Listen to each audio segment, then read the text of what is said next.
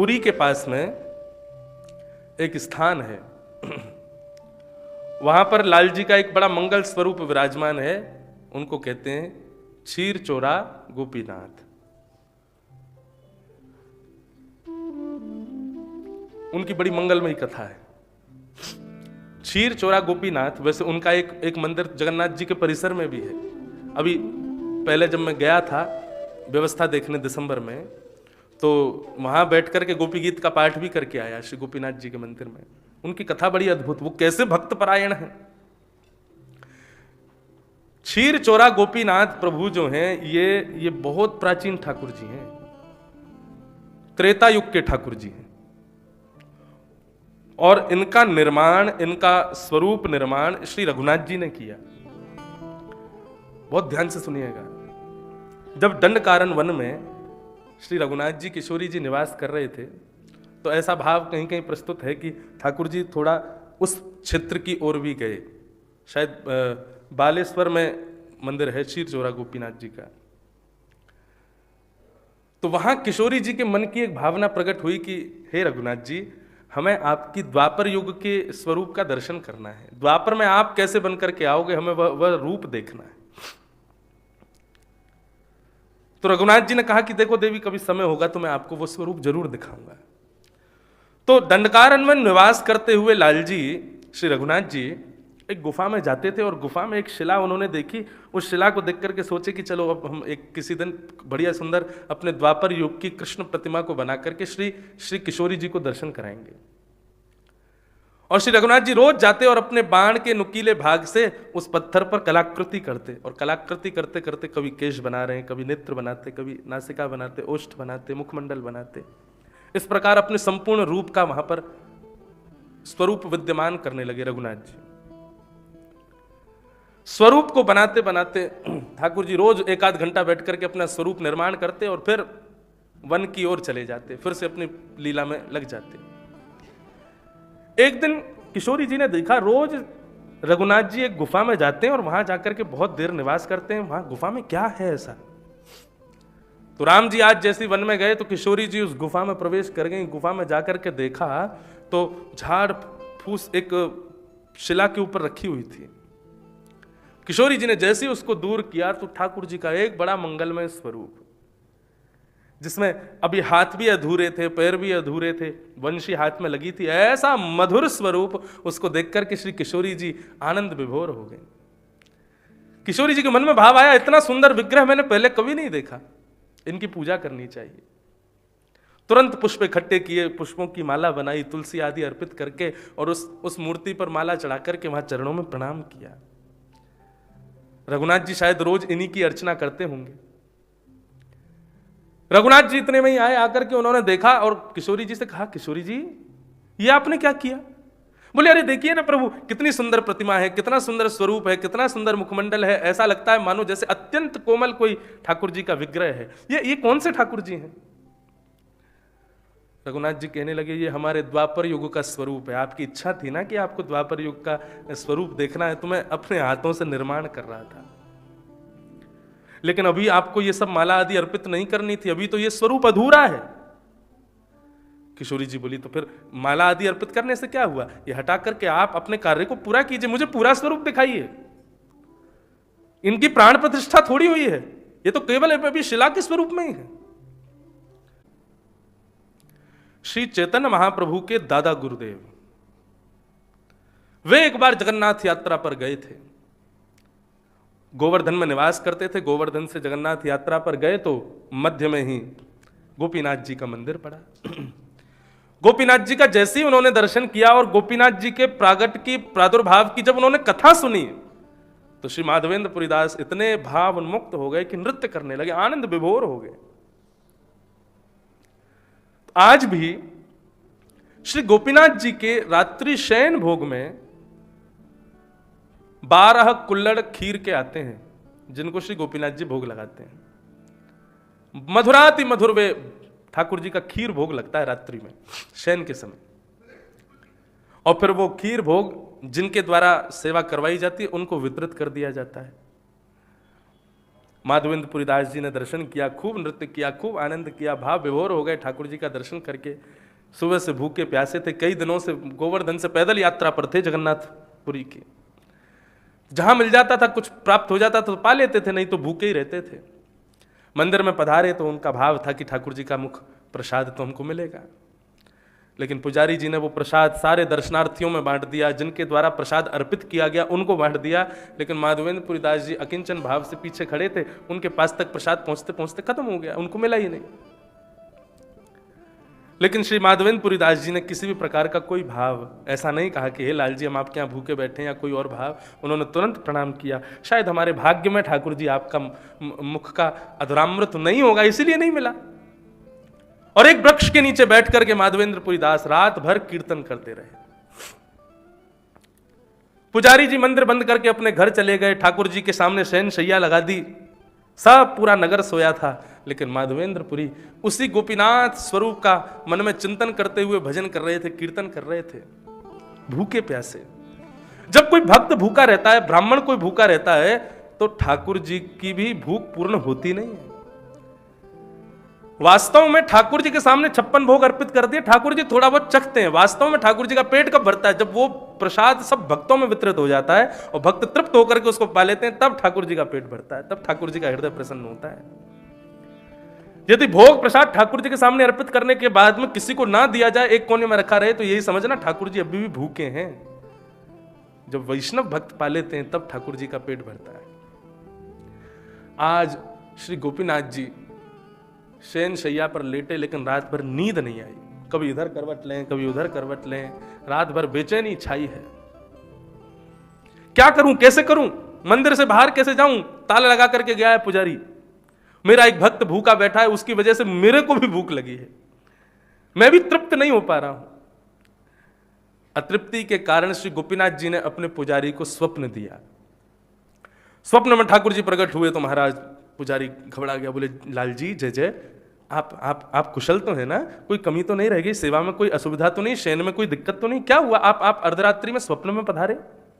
ठाकुर जी बोले भूख लग रही है बहुत जोर से। पुजारी जी बोले अब कैसे क्या करें बताओ, अर्धरात्रि का समय, मैं आकर के चूल्हा चेता करके फिर से कुछ सामग्री सिद्ध करूं, आपके सामने पधराऊं, कि अभी 2-4 घंटा और थोड़ा सा आप इंतजार कर लीजिए, प्रातःकाल होते ही आपकी सामग्री सिद्ध करके दे दूंगा। ठाकुर जी बोले तुम दुनिया भर की सामग्री दे देना, मेरी भूख पूरी नहीं होगी। क्यों? बोले मेरे मंदिर में आया एक वैष्णव आज भूखा गया, उसको प्रसाद प्राप्त नहीं हुआ, इसलिए मुझे भूख लग रही है। बोले मतलब? बोले आज सायंकालीन शयन में एक बाबा महात्मा पीछे उछल उछल करके नृत्य कर रहा था। बोले हाँ कर तो रहा था। तुमने हमारी खीर प्रसाद सब में बांटी, लेकिन उनको प्रदान नहीं की। पुजारी जी बोले मुझसे गलती हो गई, अपराध हो गया, प्रभु मुझे क्षमा कर दो, मैं देना भूल गया। अब कल तक इंतजार कर लें, क्योंकि शयन भोग में ही खीर आएगी, वो हम दे देंगे उनको। बोले बाबा कल सवेरे चले जाएंगे जगन्नाथपुरी, और जब तक उनको वो खीर प्रसाद नहीं मिलेगा तब तक मैं व्याकुल ही रहूंगा, मेरी व्याकुलता नहीं जाएगी। पुजारी बोले तो फिर क्या करें? बोले तुमको याद है कि तुमने 12 कुल्हड़ खीर बांट दी थी? बोले और नहीं तो मुझे याद है मैंने 12 कुल्हड़ बांट दी थी। ठाकुर जी बोले 12 नहीं, तुमने 11 कुल्हड़ बांटे थे।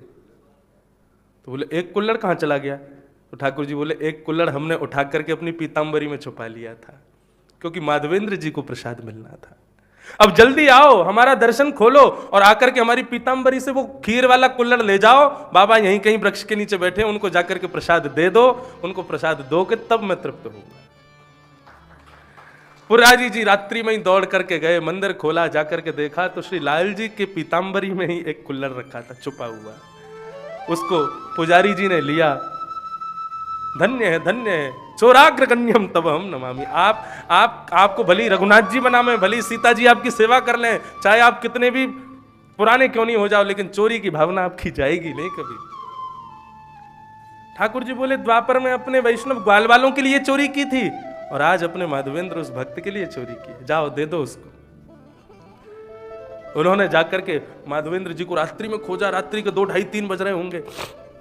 वे तो नियम सेवा में थे, नेत्र बंद करके अपने मानसी में ही ठाकुर जी का दर्शन कर रहे थे।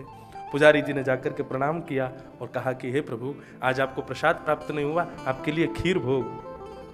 माधवेंद्र जी बोले ये कहां से लाए? तो उन्होंने संपूर्ण कथा बताई तो इतने रोए माधवेंद्र जी, इतने रोए। ठाकुर जी के भाव स्वरूप का दर्शन किया, कृपा का अनुभव किया, आनंदित हो गए। और उन्होंने पुजारी जी से कहा कि अब हमारी एक बात मान लो। बोले क्या? अब ये गोपीनाथ नहीं है, इनका नाम रख दो खीर चोरा गोपीनाथ। इन्होंने हमारे लिए क्षीर को चोरी किया, इसलिए इनका नाम पड़ गया क्षीर चोरा गोपीनाथ। बोलो क्षीर चोरा गोपीनाथ की। एक से एक ठाकुर जी के लीलाएं हैं महाराज, जो ठाकुर जी ने इस द्वापर, इस कलयुग में भी विद्यमान की हैं। ऐसे गोपीनाथ विराजमान है। अहम भक्त पराधीन। हमें जो प्रसाद प्राप्त होता है ना मंदिर में पुजारियों के द्वारा या किसी भाव से, वो निश्चित यही मानना चाहिए वो प्रसाद जब ठाकुर जी के सामने रखा गया था ना भोग के लिए, उसी समय ठाकुर जी ने नियुक्त कर दिया था ये प्रसाद आज इंद्रेश दर्शन को आएगा तो उसको मिलना चाहिए। इसलिए उस प्रसाद का कभी अनादर मत करना। चैतन्य महाप्रभु कहते हैं महाप्रसादे गोविंदे, महाप्रसाद में और गोविंद में कोई अंतर नहीं है, उनको समान मानना चाहिए। जगन्नाथपुरी में महाप्रसाद किसी आसन पर बैठ करके नहीं पाया जाता। ठाकुर जी का प्रसाद जब आता है तो भूमि पर ही बैठ करके उसको पाया जाता है, क्योंकि वो साक्षात जगन्नाथ जी का ही रूप माना जाता है। ऐसा भाव मैंने सुना है कि जब जगन्नाथ मंदिर के कोई अनवसर हो, कोई दर्शन ना कर पाए, तो वहां के दाल भात को ही एक पत्तल पर रख करके वहां के जो सेवित लोग हैं वो दाल भात की पूजा आरती कर देते। बोले यही जगन्नाथ जी का ही रूप है, जगन्नाथ जी का ही स्वरूप है। अहम भक्त पराधीन, भक्तों के पराधीन है ठाकुर जी। इसलिए भगवान की भक्ति कैसी हो? बोले अहित की भक्ति हो। धर्म स्वनिष्ठितः पुंसाम विश्वक्सेन कथा सुयः नोत्पादये दधिरतिं श्रम एव हि केवलम। भगवान के चरणाश्रित न हुए, भगवान के चरणाश्रित हुए बिना यदि कोई व्यक्ति अनुष्ठान आदि कर्म करता है तो वो कर्म श्रेष्ठ नहीं माने जाते। आपने कोई अनुष्ठान किया, आपने कोई यज्ञ किया, आपने कोई तप किया, उसका फल क्या होगा? उसका फल ही यही होगा कि भगवान की कथा में आपकी निष्ठा हो जाएगी।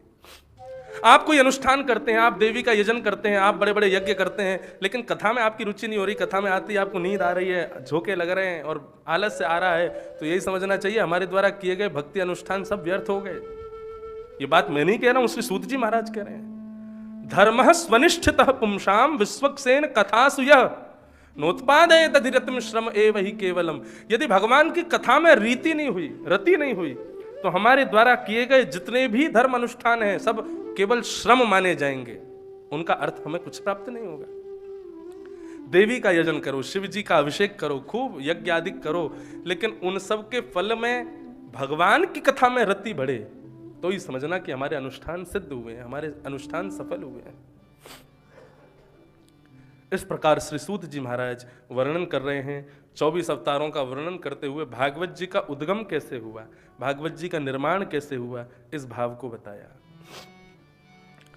श्री वेदव्यास जी महाराज ने चतुर्वेद लिखे, महाभारत लिखी, 17 महापुराण लिखे, 18 उपपुराण लिखे, लेकिन मन को शांति नहीं थी।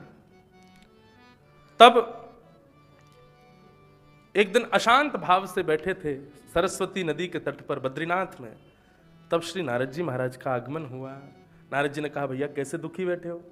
वेदव्यास जी बोले मन अशांत है, प्रसन्न नहीं है। मैंने इतना सब कुछ लिख दिया लेकिन फिर भी अशांति विद्यमान है।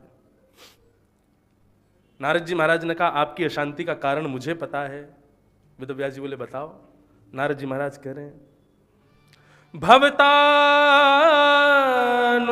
प्रायम यशो भगवतो मलम येनैवासौ न तुष्येत मन्ये तद्दर्शनम खिलम।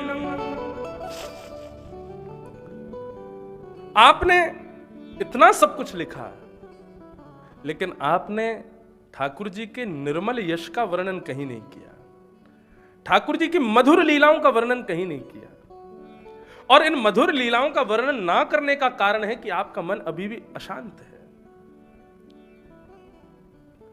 इसलिए प्रभु जिन कृष्ण के निर्मल यश को आप गा रहे हो, जिन जिन जिन सुंदर धर्म पथिकों के लिए आप इन ग्रंथ आदियों की रचना कर रहे हो, एक ग्रंथ ऐसा भी बनाओ जिसमें ठाकुर जी का निर्मल यश हो।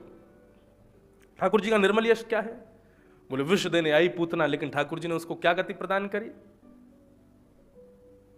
अहो वकीयम स्तनकालकूटम जिघांक्षया पाययदप्य साध्वी लेभे गतिम धातृचितां ततोन्यम कंबा दयालुं शरणं ब्रजे। ठाकुर जी जैसा दयालु कोई नहीं, सब पर कृपा करते हैं, सब पर दया करते हैं। चाहे वो कितना भी अपने पद से भ्रष्ट हो जाए, कितना भी अपने स्वरूप से भ्रष्ट हो जाए, लेकिन ठाकुर जी फिर भी उस पर कृपा करते हैं, फिर भी उसकी मंगल कामना करते हैं। एक कथा में कभी कभी सुनाया करता हूं, श्री रघुनाथ जी कितने दयालु हैं। संपूर्ण अवध को ठाकुर जी विमान में बिठा करके ले जा रहे थे वैकुंठ धाम। सब परिवारी जनों के लिए, सब अवध निवासियों के लिए विविध विविध प्रकार के विमान आए। ठाकुर जी का सबसे सुंदर, सबसे बड़ा विमान आया वैकुंठ से। सब लोग बैठ करके जाने लगे। रघुनाथ जी ने हनुमान जी से कहा, देख के आओ अवध में कोई बचा तो नहीं ना? सब आ गए ना, विमानों में बैठ गए सब। हनुमान जी ने अवध में दर्शन किया तो देखा सरजू जी के किनारे एक व्यक्ति बैठा बैठा रो रहा है। हनुमान जी उसको लेकर के आए, बोले प्रभु ये रह गया है। राम जी बोले ये कौन है? तो भरत जी ने बताया, बोले हमारी किशोरी जी की, हमारी आचार्य की अवहेलना करने वाला ये वही व्यक्ति है जिसने किशोरी जी पर संशय किया। रघुनाथ जी बोले तुम क्यों नहीं जा रहे वैकुंठ? बोले मैं जिस विमान में बैठता हूं वो विमान उड़ता ही नहीं है, और विमान कहता है पहले इसको उतारो तब उड़ेंगे। मैं क्या करूं, मुझे कोई ले ही नहीं जा रहा। रघुनाथ जी को दया आ गई, बोले कि अरे बेचारा ये भी अवध का वासी है, ये भी हमारा अनुरागी है। भले ही इससे अपराध हुआ, लेकिन इसके अपराध के पश्चाताप के लिए हम इसको दंड दे चुके हैं। अब इसको वैकुंठ जाने से रोकना नहीं चाहिए। अवध निवासी और अवध के सब लोग जा रहे हैं तो ये भी जाना चाहिए। ठाकुर जी ने कहा तुम एक काम करो, छुप करके आओ और हमारे सिंहासन के नीचे छुप के बैठ जाओ, हम तुमको ऐसे ले चलेंगे। ठाकुर जी के सिंहासन के नीचे छुप करके बैठ गया। वैकुंठ में सारे विमान एक एक करके प्रवेश हो रहे थे, सब गाजे बाजे से सबका स्वागत किया जा रहा था। मुख्य विमान रघुनाथ जी का जब वहां पधारा, जैसे ही रघुनाथ जी का विमान प्रवेश करने लगा, वैकुंठ ने अपने द्वार बंद कर लिए। भगवान बोले ये वैकुंठ के द्वार बंद क्यों हुए? 33 कोटि देवता खड़े थे, पुष्प वर्षण कर रहे थे, बाजा बजा रहे थे, सब आनंद से खड़े थे। ये वैकुंठ के द्वार बंद क्यों हैं? वैकुंठ ने प्रत्युत्तर दिया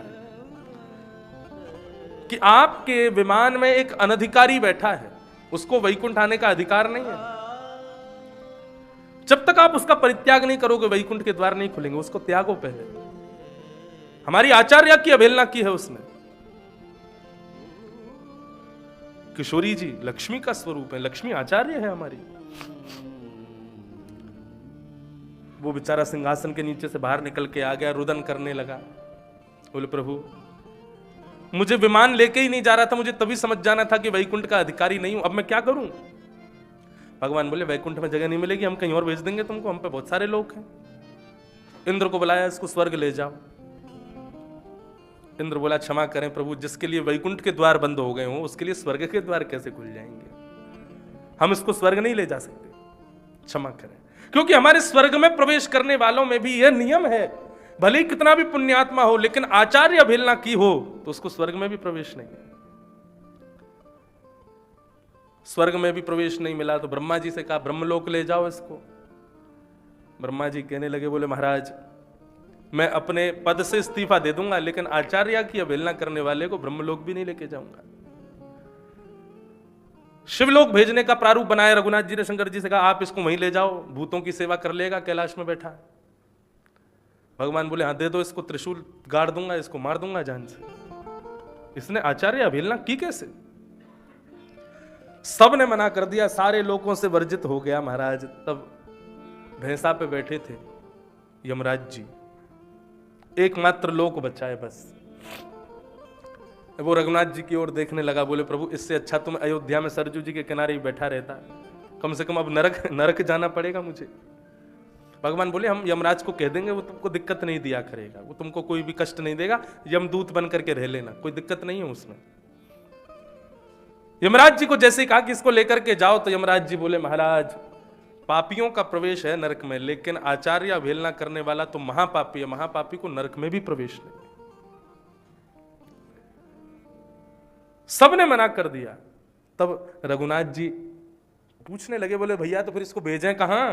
पृथ्वी से हम उठा लाए, वैकुंठ में लेओगे नहीं, स्वर्ग जाएगा नहीं, ब्रह्मलोक रखेगा नहीं, शिवलोक में जा नहीं सकता, नरक इसको लेके नहीं जाएंगे, तो फिर कहां भटकेगा ये? कोई तो इसके लिए प्रारूप बनाओ। ऐसी कथा आती है कि रघुनाथ जी ने क्रोध में भर करके अपनी भृगुटी टेढ़ी की और दूसरा वैकुंठ बना दिया। बोले तुम सब लोग रहो कोप में, तुम सब लोग रहो अपने गुमान में, हम इसको लेकर के दूसरे वैकुंठ में रहेंगे। अरे हमारी आज्ञा कह रहे, हम कह रहे हैं कि इसको अंदर ले लो, तुम लोग ले ही नहीं रहे हो। तब सब 33 कोटि देवता आदि सब ने महाराज मीटिंग की, बोले क्या किया जाए। तब वैकुंठ राज ने आकर के ठाकुर जी के चरणों में प्रणाम किया। बोले प्रभु एक उपाय है। क्या? जिन आचार्य की इसने अवहेलना की, वो आचार्य अपने दोनों वरदहस्त इसके सर पर रख करके कह दें क्षमा किया। यदि वे क्षमा कर दें इसको, उनकी चरण रज को ही अपने माथे से लगा ले, तो वैकुंठ के द्वार इसके लिए खुल जाएंगे। जैसे ही किशोरी जी के चरणों में उसने प्रणाम किया और कहा कुपुत्रो जायेत क्वचिदपि कुमाता न भवति। मैं कुपुत्र हूं मां, लेकिन आप तो कुमाता नहीं हो ना, आप तो सुमाता हो, आप कृपा करो। तब प्रेम भरी दृष्टि से आचार्य ने देखा, अपने दोनों वरदहस्त को उस बालक के शीश पर रखा, क्षमा जैसे ही किया, वैकुंठ के द्वार खुल गए, स्वर्ग के द्वार खुल गए, शिवलोक के द्वार खुल गए, ब्रह्मलोक के द्वार खुल गए, हर स्थान उसके लिए खुल गया। अब तेरी रुचि जहां हो वहां चला जा, क्योंकि आचार्य ने क्षमा किया। तो ठाकुर जी तो बड़े दयालु हैं और किशोरी जी परम कृपालु। ठाकुर जी केवल दया करते हैं, लेकिन किशोरी जी तो कृपा करती है। ऐसी कृपालु दयालु ठाकुर जी का मंगल में आपने यशोगान नहीं किया, इसलिए आपका मन अशांत है वेदव्यास जी। आप ठाकुर जी के निर्मल यश का गान करो। कैसे करूं? बोले समाधिरानुस्मर तद्विचिष्टितम। समाधि में बहुत ताकत है, समाधि लगा करके ठाकुर जी के मंगलमय यश का गान करो।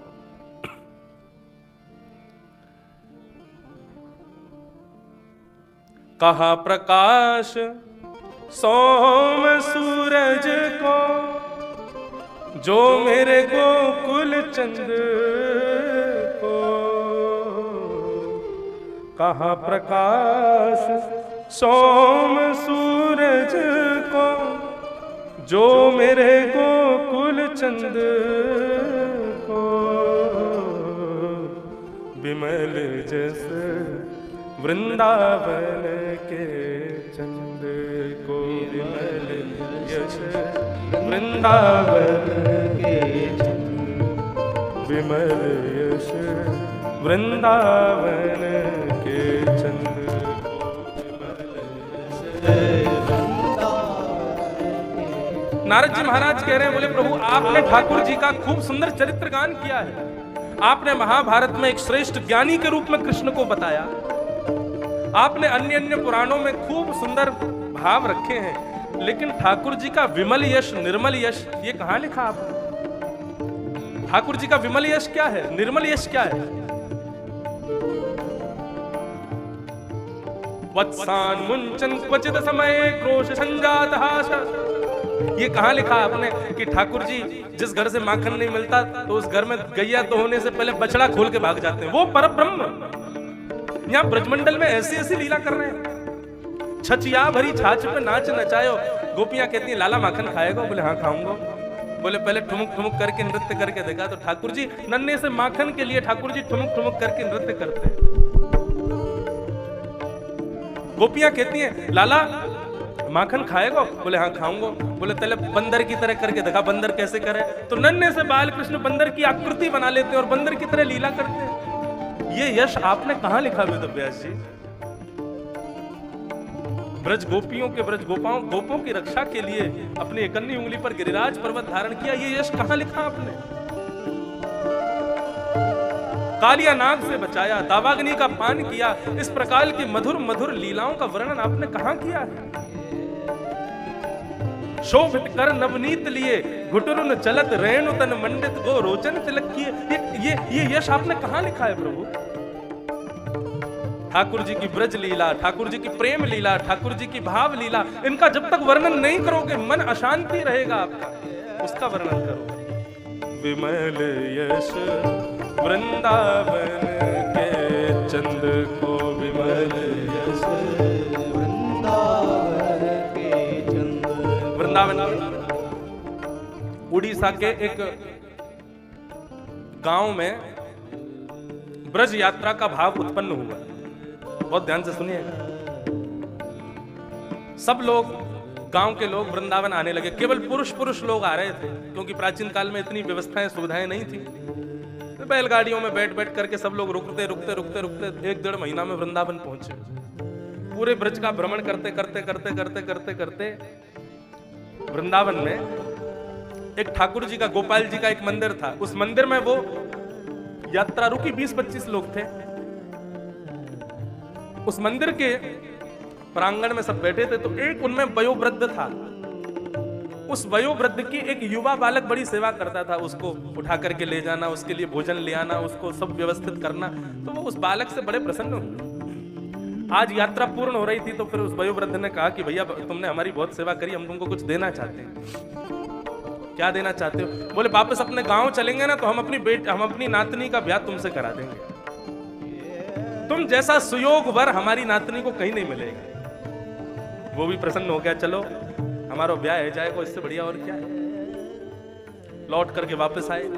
महीने भर में वापस पहुंचे तो महाराज एक दिन वो व्यक्ति पहुंच गया उन वयोवृद्ध के यहाँ। बोले महाराज आपने कहा था अपनी नातनी का ब्याह हमसे करोगे, करवा दो, हम अपने परिवार को ले आए हैं।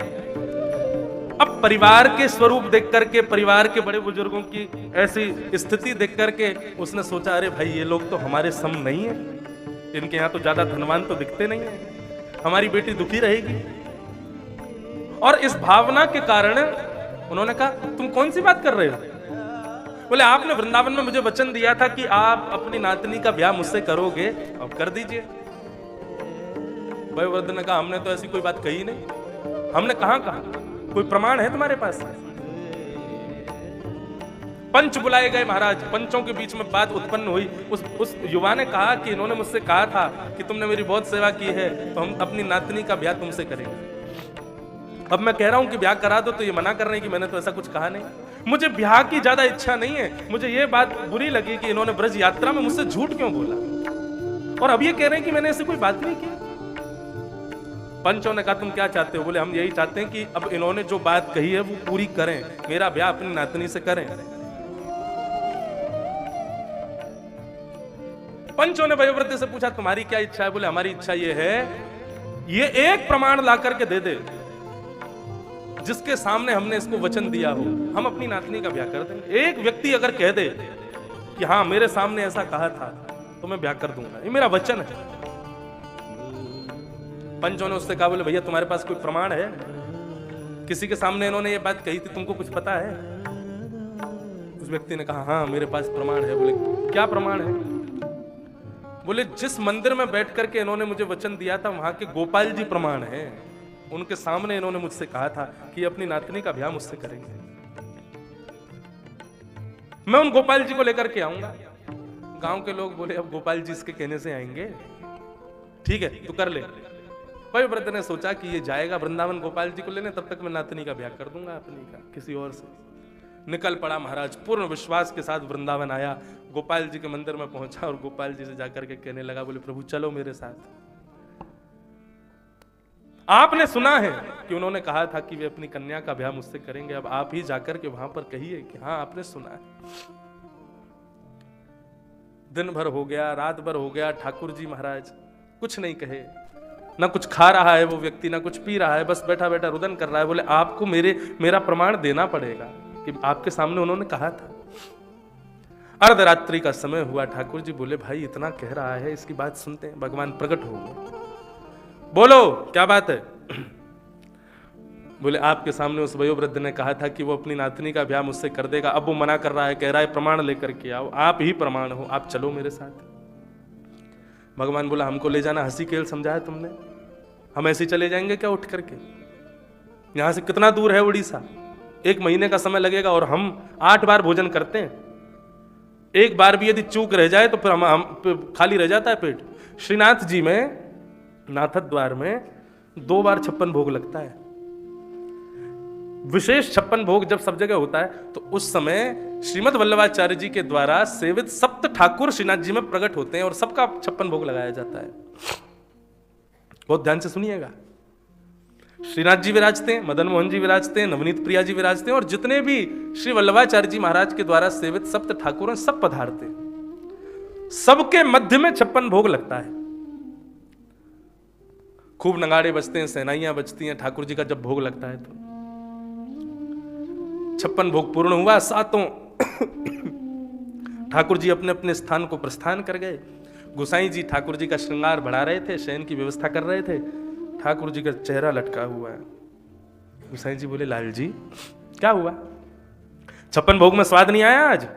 आपका चेहरा इतना शुष्क क्यों है, इतना मुरझाया हुआ क्यों है? ठाकुर बोले, नहीं कुछ नहीं। बोले, बताओ ना प्रभु। बोले, हमको भूख लग रही है। बोले, यहाँ गर्भगृह से लेके वहां तक इतनी प्रसादी आपके सामने रखी गई, अभी भी भूखे रह गए आप? बोले, भूख इसलिए लग रही है क्योंकि हम अकेले खाने नहीं बैठे थे, वो 7 और बैठे थे साथ में।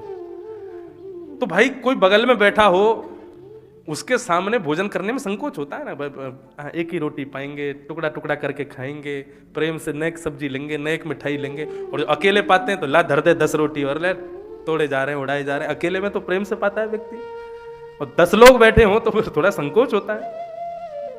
ठाकुर जी बोले, संकोच में हमने प्रेम से पाया नहीं है, हमारा मन अभी पूर्ण हुआ नहीं है। तो गुसाई जी बोले, तो फिर क्या करें? बोले, एक गुपचुप 56 भोग और करो, किसी को पता नहीं चलना चाहिए, हम अकेले पाएंगे।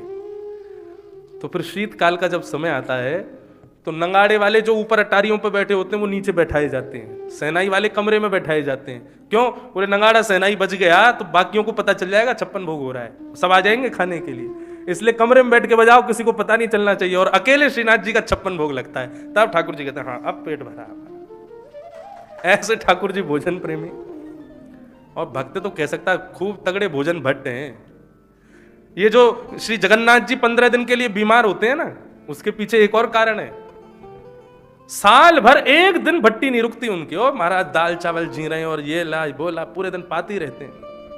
और ऐसा वैज्ञानिक तथ्य भी है, औषधिकार भी कहते हैं, यदि बहु भोजन किया जाए तो पेट जो है गड़बड़ हो जाता है। इसलिए कभी कभी व्यक्ति बीमार हो जाता है तो भोजन की इच्छा प्रकट नहीं होती उसकी। क्यों? क्योंकि पेट में जो जठराग्नि है ना, वो अग्नि खाली पेट रहती है तो अंदर जो बीमारी उत्पन्न हुई है उसको वो अग्नि जलाती है, इसलिए भोजन की इच्छा नहीं होती। इसलिए कई बार पेट के कई रोग होते हैं तो वैद्य मना भी करते हैं, बोले कुछ गरिष्ठ मत खाना, पतला दलिया खाना। क्यों? ताकि अग्नि जो पेट की है वो तुम्हारे अंदर के रोगों को नष्ट कर सके। इसलिए थोड़ा भूखा रहना चाहिए, थोड़ा पेट को रखना चाहिए खाली। कई लोग होते हैं नेक पेट खाली नहीं हुआ तुरंत पा लेते हैं दूसरी चीज, उस अग्नि को जरा भी अंदर के रोगों को नष्ट नहीं करने देते। तो इसलिए ठाकुर जी जगन्नाथ जी बीमार पड़ते हैं। बोले, क्यों? साल भर से एक दिन एकादशी के दिन तो और दुगना भात और खाते हैं, तो इसलिए 15 दिन तक ठाकुर जी व्रत करते हैं। बोले, क्यों? भोजन नहीं पाएंगे तो हमारा पेट जो है वो ठीक हो जाएगा। बहुत भोजन प्रेमी। तो उस व्यक्ति से कहा, बोले भैया इतनी दूर जाएंगे हम, रास्ते में भोजन पानी क्या होगा? 8 बार भोग लगता है हमारा। उसने कहा, मैं सब खरीद लाऊंगा, आपको भोजन की पूर्ण व्यवस्था करके चलूंगा, जब जब बोलोगे तब तब भोग लगाऊंगा, लेकिन आप चलो। मंगला भोग, मंगला आरती से पहले उठते ही ठाकुर जी पहले दूध पीते हैं और लड्डू खाते हैं। उठते पट दूध पियो, ऐसा भाव बताते हैं। ठाकुर जी उठते कैसे हैं? बोले, यशोदा मैया खूब कहती है, लाला उठ जा, लाला उठ जा, लाला उठ जा, लेकिन ठाकुर जी नहीं उठते। तब मैया क्या करती है? दूध का पात्र लेकर के आएगी और पौड़े भय ठाकुर जी के मुख से दूध के पात्र को छुपाती है, और पौड़े भय ठाकुर जी दूध को मुख में लेते हैं, उसको पीना शुरू करते हैं, पीते पीते फिर उठते हैं। उठते पट दूध पियो, दूध जब मुख में जाता तब ठाकुर जी उठते हैं, नहीं तो लाल जी पौड़े रहते हैं। ऐसी मधुर लीला है। व्यक्ति ने कहा कि महाराज आप चलो, मैं सब व्यवस्था करूंगा आपकी। ठाकुर जी बोले, ठीक है, जब जब भोग लगे बस तभी हमको देखना, बाकी जब चलते रहोगे ना तो हम पीछे पीछे चलते रहेंगे, हमारी तरफ देखना मत। वो बोला कि आप मेरे पीछे चल भी रहे हो कि नहीं मुझे कैसे पता चलेगा? भगवान बोले, मेरे नूपुरों की छम छम आवाज आती रहेगी, इसलिए तुम पीछे मत देखना। बस हम नाचते गाते और त्रिभंग लली रूप धारण करते अपने सखा मंडली के संग, कभी गोपियों के संग रास विहार करते हुए चलेंगे, तुम देखोगे तो फिर अवरुद्ध हो जाएगा हमारा जो भी लीला होगी। उसने कहा ठीक है। अब आगे आगे वो चल रहा है, पीछे पीछे ठाकुर जी चल रहे हैं। कभी तो नूपुरों की तेज आवाज आती है तो उसको अनुभव होता है कि ठाकुर जी रासव विहार कर रहे हैं, कभी नूपुरों की मध्यम आवाज आती है तो पता चलता है कि ठाकुर जी कभी अपने ग्वाल बालों के संग चल रहे हैं लीला करते हुए। इस प्रकार जब भोग लगाने का समय होता तब ठाकुर जी कि नूपुर बजने बंद हो जाते, तो वो समझ जाता कि अब ठाकुर जी रुक गए, मतलब अब भोग पाएंगे। तो पीछे देखता तो ठाकुर जी खड़े हो जाते, भोग पवाओ, भूख लगी है, तुरंत भोग सिद्ध करके देता। जैसे ही महाराज उड़ीसा क्षेत्र में पहुंचे तो एक नदी के किनारे या समुद्र के किनारे चलने लगे, तो रेत में पांव धस गए ठाकुर जी के, और रेत जो है वो नूपुरों में घुस गई। अब जैसे ही रेत नूपुरों में गई तो बजने बंद हो गए। उसने सुना नूपुरों की आवाज नहीं आ रही, अब ये भी तो भोग पवाया था, फिर भूख लगी आई इनको। उसने इस भाव से पीछे मुड़ करके देखा तो ठाकुर जी बोले गलती कर दी ना, तुमने पीछे क्यों देखा? बोले आपके नूपुरों की आवाज नहीं आ रही थी इसलिए देखा। ठाकुर जी बोले नूपुरों में भैया रेत घुस गई इसलिए आवाज नहीं आई, लेकिन अब तुमने अपना व्रत तोड़ दिया, अब हम इससे आगे नहीं जाएंगे, अब हम यहीं रुकेंगे। बोले प्रभु यहां से केवल 5 किलोमीटर मेरा गांव रह गया, थोड़ा चले चलो ना, मेरे इतनी दूर आ गए तो नेकोर चले चलो। भगवान बोले भले आदमी, हम कोसों दूर से आ गए, तेरे गांव वाले यहां नहीं आ सकते? सबको लेके यहां पे आ जा और यहीं पर जो निर्णय करना है कर लेना। समस्त गांव के लोगों को लेकर के गोपाल जी के पास गए। ठाकुर जी ने उस बालक की साक्षी दी कि हाँ, इस बालक से इन वयोवृद्ध ने मेरे सामने कहा था कि अपनी बेटी का इनसे ब्याह करेंगे। इस भाव को कहते ही महाराज सब ने उनको प्रणाम किया, वंदन किया, नमन किया और उनका नाम पड़ा श्री साक्षी गोपाल प्रभु। बोलो साक्षी गोपाल की।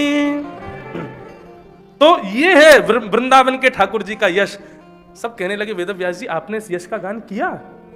विमल यश वृंदावन के चंद्र को, विमल यश वृंदावन को कहा प्रकाश सोम सूरज को, कहा प्रकाश सोम सूरज को, जो मेरे गोविंद चंद्र को, जो मेरे गोविंद चंद्र का, जो मेरे गोविंद चंद्र को, जो मेरे गोविंद चंद्र को, विमल यश वृंदावन के चंद्र को, विमल यश वृंदावन के। श्री राधा रमण लाल की।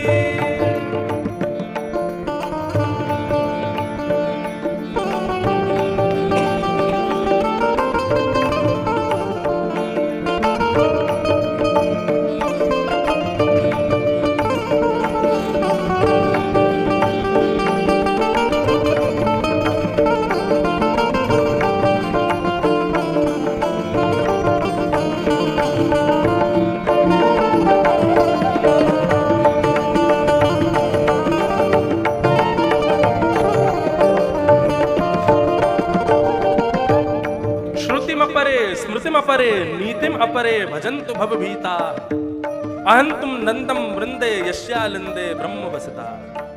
ब्रह्मा जी कह रहे हैं मैंने श्रुतियों में, वेदों में ठाकुर जी को खोजा, मुझको नहीं दिखे। मैंने स्मृतियों में लाल जी को खोजा, मुझको लाल जी नहीं मिले। मैंने नीतियों में ठाकुर जी को खोजा, लेकिन मुझे उस परब्रह्म का दर्शन नहीं हुआ। देवताओं ने पूछा तो फिर ब्रह्मा जी तुमको ठाकुर जी का दर्शन हुआ कि नहीं हुआ? बोले हुआ ना। कहाँ हुआ? बोले अहम तो नंदम वृंदे, जब मैं वृंदावन गया तो वृंदावन में मैंने क्या दिखा? बोले यस्यालिंदे ब्रह्म वसता। आहा, इतना सुंदर स्वरूप का वर्णन कर रहे हैं। बोले जिस प्रकार प्राचीन घरों में ऊंची ऊंची देहली होती थी, इतनी ऊंची ऊंची देहली क्यों? सर्प आदि प्रवेश ना कर जाए। तो ठाकुर जी नन्हे से 3 वर्ष के बाल कृष्ण नंद भवन से बाहर गोप ग्वालों के संग खेलने आ रहे थे। तो जैसे ही देहली पार करने लगे, देहली थी ठाकुर जी के पेट तक, तो ठाकुर जी ने अपना एक पांव उठाया, देहली पर रखा और देहली पर रख के पल्लंग को जैसे ही लटकने लगे तो इतनी नीची थी कि वहीं पर ठाकुर जी लटक गए। अरे बाबा बचाइयो, अरे मैया बचाइयो, मैं गिर जाऊंगा नीचे। तो मैंने नंद बाबा की देहली पर लटका हुआ ब्रह्म को देखा। यस्यालिंदे ब्रह्म वसता। हे वेदव्यास जी, आपने ऐसे यश का वर्णन कहां किया? बताओ मुझे। उस ब्रह्म का ऐसा स्वरूप आपने कहां बताया? कहत जसोदा और आगे, कहत जसोदा और आगे, वैभव आनंद कंद को, वैभव आनंद कंद को। युगल गीत में गोपियां यशोदा जी से जाकर के कहती हैं तुम्हारे लाला ने ये मधुर वंशी बजाना कहां सीखा? यशोदा जी कहती है निज शिक्षया। मेरे लाला ने बंशी बजानो खुद सीखो है, कोई ने सिखाया ना है। कहते यशोदा और आगे, कहते यशोदा और आगे, वैभव आनंद कंद को, वैभव आनंद कंद को, खेलत फिरत गोप बालक संग, खेलत फिरत गोप बालक संग, खेलत फिरत गोप बालक संग, खेलत फिरत गोप बालक संग, ठाकुर परमानंद को, ठाकुर परमानंद को, ठाकुर परमानंद को, हे विमल यश वृंदावन के चंद्र को, विमल यश वृंदावन के चंद्र को, विमल यश वृंदावन के चंद्र को, विमल यश वृंदावन के चंद्र। कहाँ प्रकाश सोम सूरज को, कहाँ प्रकाश सोम सूरज को, जो मेरे आनंद कंद को, जो मेरे आनंद कंद को, विमल यश वृंदावन के चंद्र को, विमल यश वृंदावन के, वृंदावन के, वृंदावन के, वृंदावन के, वृंदावन के भवतानुदित प्रायम यशो भगवतो मलम। नारद जी कह रहे हैं वेदव्यास जी, आपके मन को शांति तब मिलेगी जब आप परब्रह्म के इस प्रेम स्वरूप का वर्णन करोगे।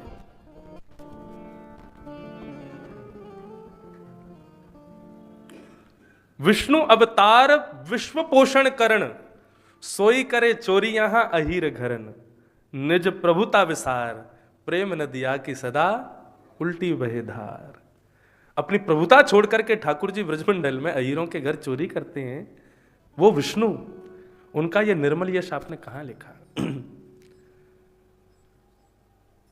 देखो मैं सुनाऊं एक बात अनमेल, ब्रह्म निराकार रहो गोकुल में खेल, नंद यशोदा के द्वार, प्रेम नदिया की सदा उल्टी बहे धार। ये कहां लिखा आपने?